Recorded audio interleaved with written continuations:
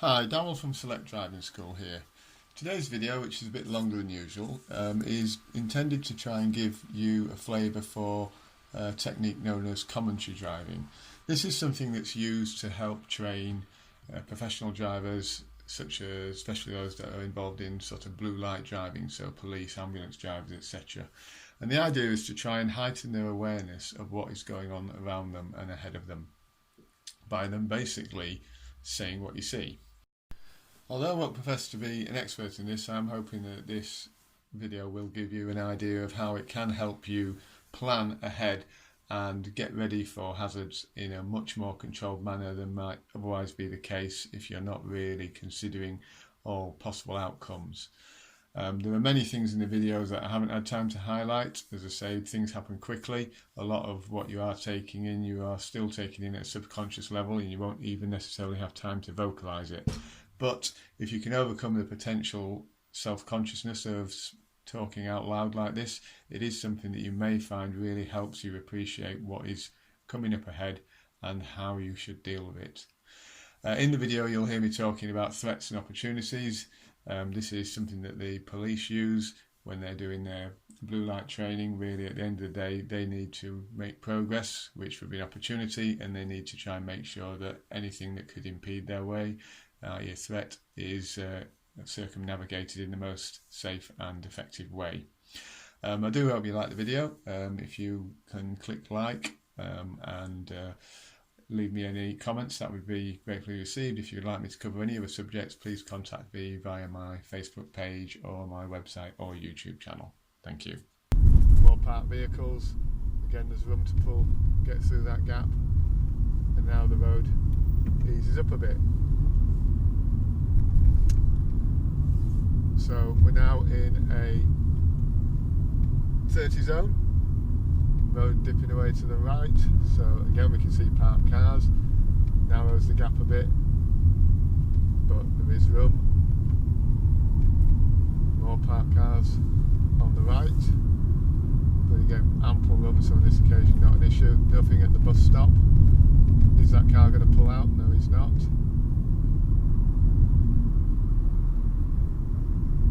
Staying in the 30. Now the thing I'm aware of here is that although this is a 30-mile-an-hour zone, it is a piece of road where people like to go a bit quicker.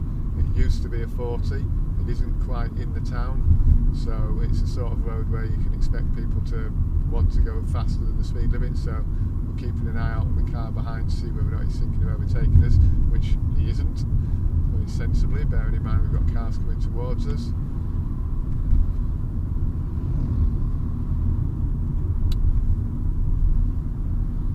Again, road bends around the corner, we can't quite see around there, so we've got to be just anticipating the possibility that there's something hidden around there. Mini roundabout coming up, we're going to go left, so centre mirror, left mirror, looking to our right early, nobody coming out of B&Q, nobody turning around the roundabout, so no need to stop, nobody wanting to come out of the entrance from Dean Clough. We're going to go right at the traffic lights, so here we're turning right from the right hand lane. We're going into a 2-lane road. I know that I want my left hand lane, so I'm going to go nice and wide. That allows the white car behind me to either follow me, or if he wants to overtake me, which he does, he can do so on my right hand side. I've neutralised any threat from him by staying nice and wide there, and then I get myself up to the speed limit. Now, I know this roundabout's quite busy, so I'm thinking, is there going to be a queue? Looking ahead as far as I can. Bend is going to open up to me and I'm going to see around that bend. No queue today, so that's okay. Traffic lights have just gone green. The people coming up to the traffic lights on the opposing side, they're both stopping, they're all stopping, so they look like they're holding back. Should be able to go through there safely. I'm going to follow my lane markings properly, but I am checking my right wing mirror to see whether the guy that's just about to overtake me is going to do his bit correctly, or whether he's going to step in front of me. And then ahead of me there's a queue, so we're going to slow down behind that, and now we can come to a stop in that queue. Again, trying to make sure we're leaving a sufficient gap between us and the vehicle in front. Nobody coming out of the car park. little lay-by on our left, not very often used, but if it is, again we want to be seeing whether anybody would be wanting to come out of there. So we're going to get into town now, so there'll be plenty more potential hazards in here. So again, we'll be looking out for those. At these traffic lights, again, it's quite a long light, it's a major junction, so we're not expecting to get out overly quickly. There's about 5 or 6 cars in front of me, so again, I might anticipate that I have to wait again at the traffic lights. So that's the way that I should be thinking. Being prepared to stop as we get up to those lights if they change, rather than trying to force myself through.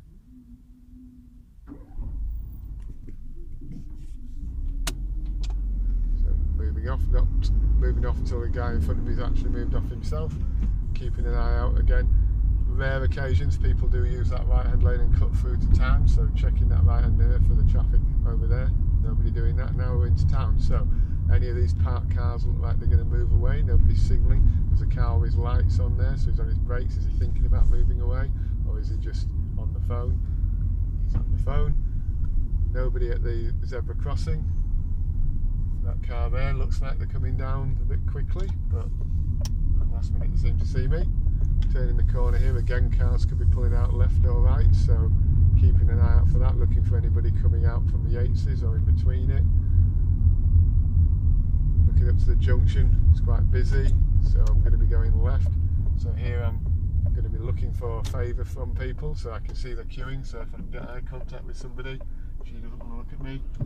The next guy, he's also not paying much attention, so he's not going to let me out either. So just start turning my attention to the next car behind. When we make the turn for the crossing, we're going to be looking to see if anybody is going to make a dash across the crossing, again especially as the traffic, oh he is letting me out now, so thank you. It's always worth looking up to the cabs, sometimes they will look down, and if you're not alert for that, you're going to miss an opportunity. So here there is room to get across the crossing. Looking up early at the roundabout, blue car's not moving, so we can carry on through, and then we're going to go left down into town. So here we're going to be on the lookout for, again, lots of pedestrians. This is almost getting more pedestrianised.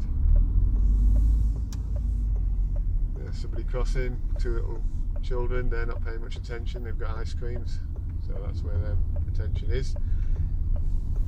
Really looking, and again lots of people wandering around, so we're not going to rush down here. We're looking between the cars,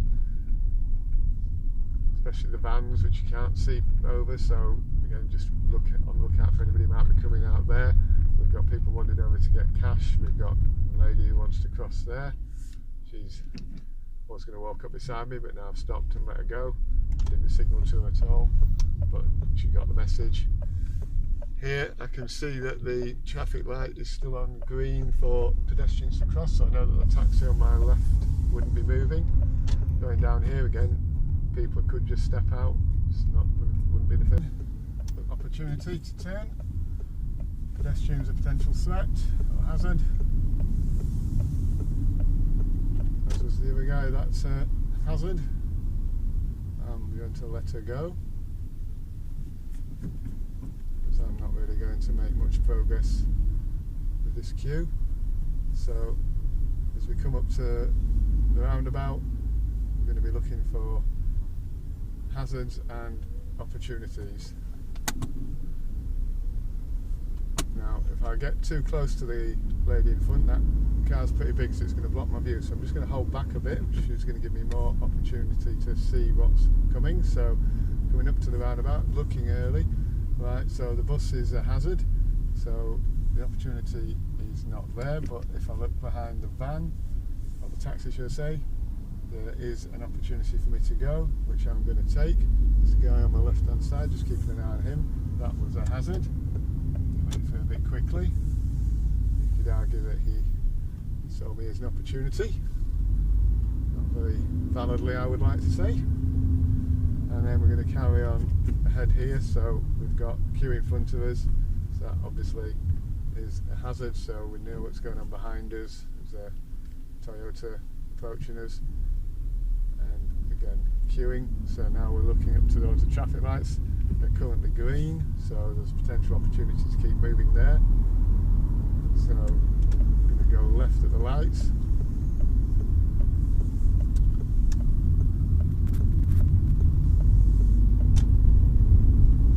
Looking ahead, I'm going to turn into the next road on the right. Lorry coming down, that's a hazard, as is the other lorry that's parked up. So I moved over towards the left. I didn't take up my usual right turn position, as the lorry coming down was clearly not in the mood to wait and was clearly a threat to me.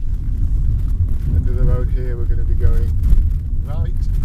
See, it's a closed junction, so looking for hazards, looking to see if there's a gap, which there is, so that's an opportunity to keep moving.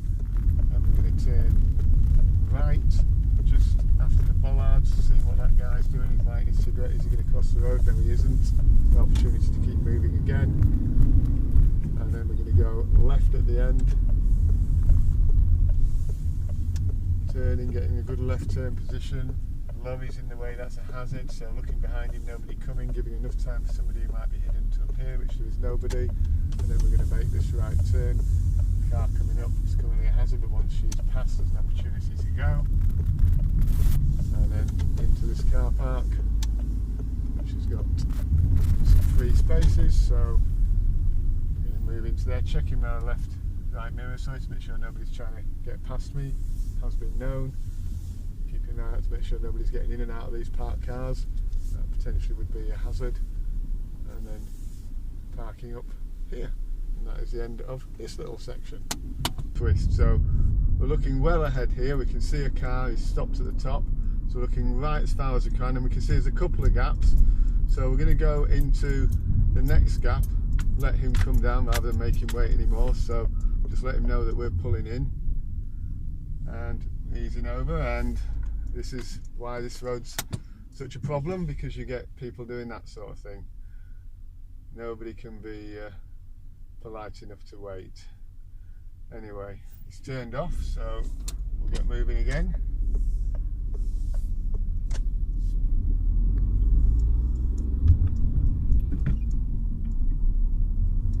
So looking up ahead, you can see the parked cars. Could be somebody coming out of Cavendish Terrace. Oh, out of Stansfield Close, keeping an eye on that. Again, there's another blind entry here, so somebody could be coming out of there, blind side of the van, so we're not rushing until we get a good view, moving well over to the left. Looking ahead, you can see a truck just pulled over, possibly delivering milk. May not be there for too long. Going to go right on the roundabout. Nobody coming to the left. And again, more junctions, just keeping an eye on these junctions. We've got a white car coming down. What's he going to do? I'm proceeding at the speed limit. He really should give way, which he has done, but we were looking out just in case he didn't. Guy walking towards the junction there, carrying a small child. Oh, so it's a lady, sorry. If I was going to turn into that road, I would have had to be careful, because she looked like she was going to cross without too much of a check, but hopefully if she'd seen me signalling, she wouldn't have done. Red car coming through, we're going to let him through. Just be careful the other side of this truck in case anybody is wanting to come out from behind there. And then we're going to go left at the traffic lights. Alexander Terrace, again we're going to try and keep that clear, just in case somebody does come out of there. Looking down it, through the railings, you can't see that on the camera, but there is no sign of any traffic, so that looks quite clear. Now we need this guy to get out of the way, which he has done, so we can complete our turn, checking left and right, just in case somebody's ignoring the traffic lights. And then onto Queen's Road, again, very tight and twisty, so we've got some people crossing the road. Is the second guy going to cross? Yes, he is. And the van makes the gap a little harder as he's coming out, so we've just eased off there. And again, looking ahead, checking towards the shops, see if anybody's coming out of the shop. Sometimes people will walk straight out of a shop and straight to the road without paying too much attention. I'm really just scanning as far ahead as we can, so beyond the traffic lights, not seem to be much going on up there. There is some parked cars, and then looking for where the white line ends here, so we're stopping well behind it even if it's faded, we're looking to try and work out where that white line should be so that we're not going right up to the studs. Just because the road markings are faded, that's no real excuse. Common sense tells you that there will be a stop line. Just watching this guy, he's not going to cross, so again, left and right at the traffic lights. Carry on ahead, looking well ahead. We can see the traffic lights currently on red, and we can see there's a white van, quite tall. He makes the view a little bit poor, so wanting to see past him as soon as we can, and again keeping an eye out for anybody that might appear from between these parked cars. Another set of traffic lights, so another left and right as we go through. And again, more parked cars, although on this occasion they're not too many double parked, so there's quite a lot of road width for us to get through. And now we can get up to the speed limit, the road's reasonably clear. I'm going to go left at these traffic lights. Got a couple of warning signs there. School one not really relevant as it's a Saturday morning. Traffic lights have gone amber. The car behind me is at a decent distance, and again stopping steadily as we can at the white line.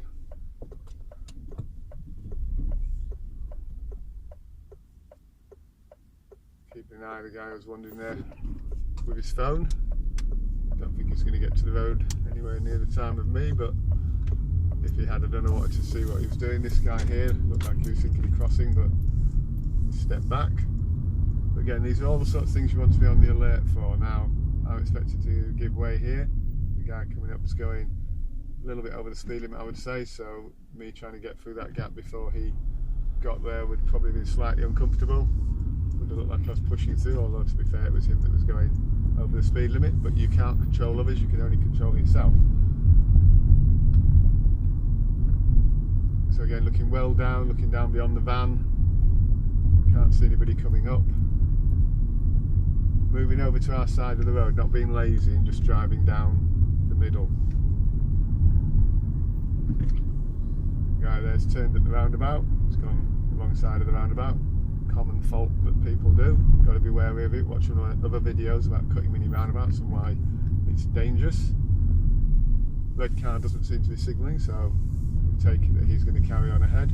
Again, that grey car was setting up to go inside the roundabout, and if I look inside my mirror, guess what? Yep, him and the green car behind him both gone on the wrong side of the roundabout. It's absolutely rife. If you're going to go ahead when somebody's turning right on the roundabout and you think you've got time, just remember you won't have time if they cut the inside of the roundabout like the last three cars did there. So this set of traffic lights, we're going to go straight ahead. The two vehicles ahead of us are going to turn. Now as they set off forward, they're going to probably go slightly into my path. That's what a lot of people do. And again, you're just on, I know, this time fair enough, they've stayed where they should be. So they were being careful, but often people will rush that and will try and cut across you before you actually get through, and really you have priority in that situation. So coming down this road here, looking ahead, we can see the warning signs. We can see there's a roundabout coming up. It's a mini roundabout, the blue sign indicates that. We're going to go ahead here, second exit, so slowing down, taking second gear, looking to the right, there's a cyclist there, but you wouldn't expect him to come through too quickly, so no reason for me to wait for him. And now we can see the speed limit's 20, it's painted on the road and we saw the signs earlier. More warning signs for the humps. Coming around this corner, it's a bit blind again here. We want to be anticipating somebody coming around the corner maybe a little quicker than they should and not in quite the position they should. So we're staying well over towards the left, not getting too close to the white line. That would put us in a potentially hazardous position if somebody else came the other way too far over. Again, staying well over until I need to move for those parked vehicles. Looking ahead, it's looking a little busier. It's the agricultural show today, so there will be quite a lot of traffic around here. We can see lots of cars parked up on the moor, so already people arriving. Probably trying to beat the weather because it's not the greatest forecast today. So we're going to go left at these lights.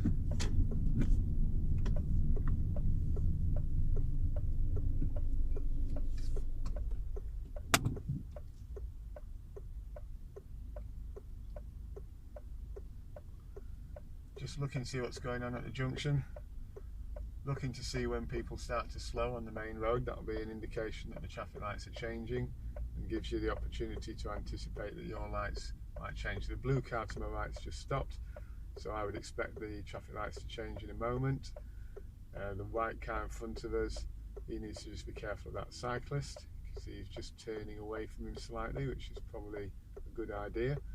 Depends how the cyclist sets off, but if he was still turned towards him, they could come a little bit closer than really should be. People have used the crossing, so that's why the traffic lights are taking a bit longer than they normally would. It's delayed the sequence. So we're going to take next road on the right. Again, potentially this could be busy, just based on what I can see going on today. Because of the agricultural show, likely to be more pedestrians on this road than usual. This is a road that you'd usually expect to be very quiet, so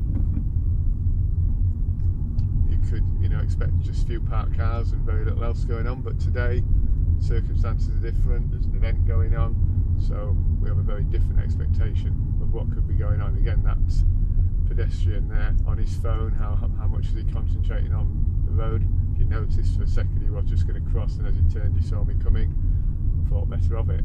But that's the sort of thing that you're trying to spot early. I always want to know what's going on behind you at that point. So we're going to turn right here. Again, making sure we're getting onto our side of the road. Those parked cars forced me over to the wrong side, but that doesn't mean that I stay there. It's a bit of a blind on this. Good checks left and right. Keeping an eye on the pedestrians. This lady's walking in the road. Will she cross to the path? No, she isn't. Now, the end of the road here, it's a little bit narrow. I want to make sure that I get a good position well on my side of the road, which will leave room for people to come in, and obviously there's going to be plenty of those for the reasons that I've gone through. I've got a guy turning here, so I'm just going to hold the back a little bit from the line. That gives him room to make his turn, and then I can move forward. Parked cars making the view a bit less easy than usual. So just edging forward, leaning forward in my seat. See, there's a red car coming. He's actually going to turn, so based on my current position, he's now going to wait.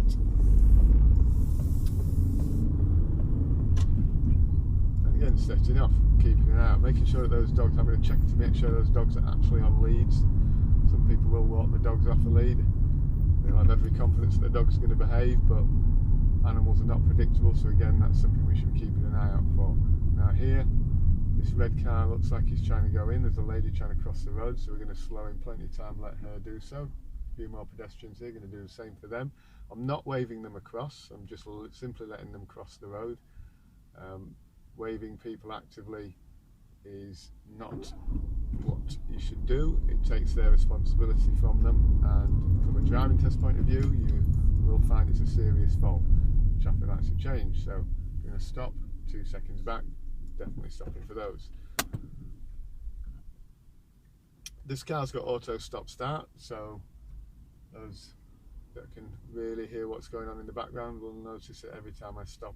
When I release the clutch, having put it into neutral, the engine's going off, and then it restarts, and I heard a beep of the horn there, and I think that was because somebody stepped out. Somebody drove into that junction quite quickly, not paying as much attention as I've been trying to get you to think about. Not really anticipating that there'll be a lot of pedestrians about, and the pedestrians not really looking as well as they could have done. So there you are, the engine restarts as I press the clutch down, carrying on ahead, left and right, no pedestrians about in the immediate vicinity.